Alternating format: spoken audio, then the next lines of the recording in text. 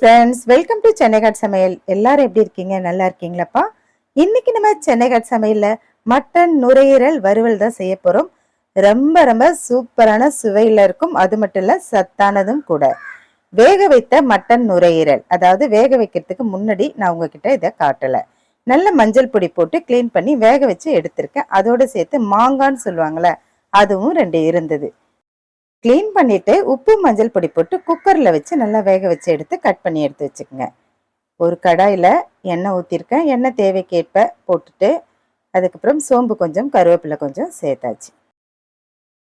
சோம்பு கருவேப்பிலை பொரிஞ்சதுக்கு அப்புறம் 1/4 கிலோ வெங்காயம் இதில் நான் சேர்த்துருக்கேன். கொஞ்சம் உப்பு சேர்த்துருக்கேன். எல்லாத்தையும் சேர்த்து நல்லா வதக்கி விடலாம். வதங்கும் போது கம்மியாக வச்சுக்கோங்க. ஹீட்டு கம்மியாக வச்சு வதக்கி விடுங்க. நல்லா கொஞ்சம் கலர் மாறி வரும்போது ஒரு துண்டு இஞ்சி, ஒரு 10 பல்லு பூண்டு இதை நல்லா இடிச்சிட்டு இதில் சேர்த்துக்கலாம். இஞ்சி பூண்டு பேஸ்ட்லாம் இதில் சேர்க்கல. ரொம்ப ஈஸியாக பண்ணுறதுக்காக இந்த மெத்தட் உங்களுக்கு நான் சொல்கிறேன்.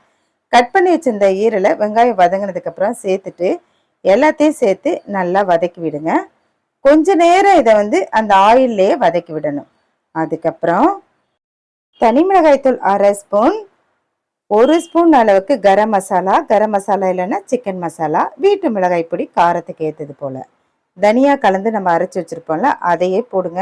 எதையும் தேட வேணாம், வீட்டில் இருக்கிறத வச்சு போட்டாலே ரொம்ப சுவையாக இருக்கும். இதில் நான் தண்ணி எதுவுமே சேர்க்கலை. உங்களுக்கு ட்ரையாக இருக்குன்னு தோணுச்சுன்னா கொஞ்சம் தண்ணி தெளிச்சுக்குங்க. அவ்வளவுதான்ப்பா. வதக்கி கொத்தமல்லி போட்டு இறக்கி ரசம் சாம்பார் இதோட வச்சு சாப்பிட்டீங்கன்னா ரொம்ப டேஸ்ட்டாக இருக்கும். சுட சுட சாதத்தோட பிசைந்தும் சாப்பிட்லாம். சத்தான நுரையீரல் வறுவல் ரெடி. நம்ம சேனலை மறந்துடாம அடுத்தடுத்த அப்டேட் உங்களுக்கு வந்துகிட்டே இருக்கு. சப்ஸ்கிரைப் பண்ணி லைக் பண்ணிக்கங்க. தேங்க்ஸ் ஃபார் வாட்சிங்.